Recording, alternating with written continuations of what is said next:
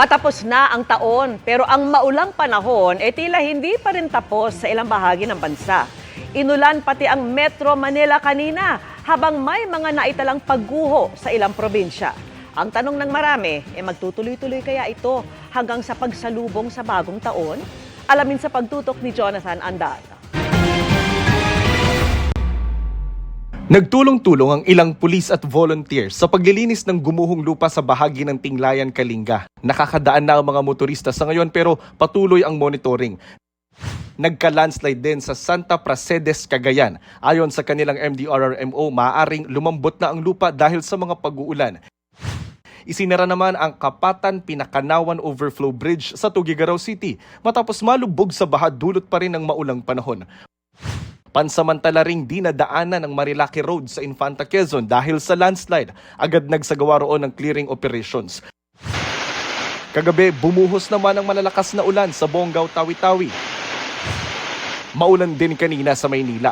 Pero tuloy ang pamaskong handog ng Pangulo sa Luneta. Nasa 2,000 individual ang nakatanggap kanina ng tigli 5,000 pisong cash at raffle prizes na appliances. Bumabati siya Merry Christmas at Happy New Year sa inyong lahat.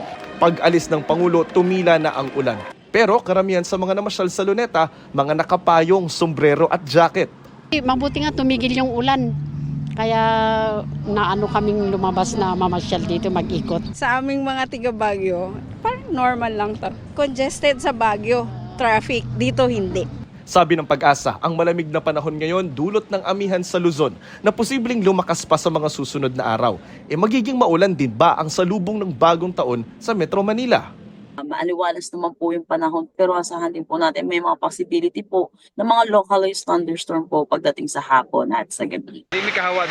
Sa ibang panig naman ng bansa, inaasahang sasalubungin ng 2025 ng maulan dahil sa epekto ng shearline at ITCZ.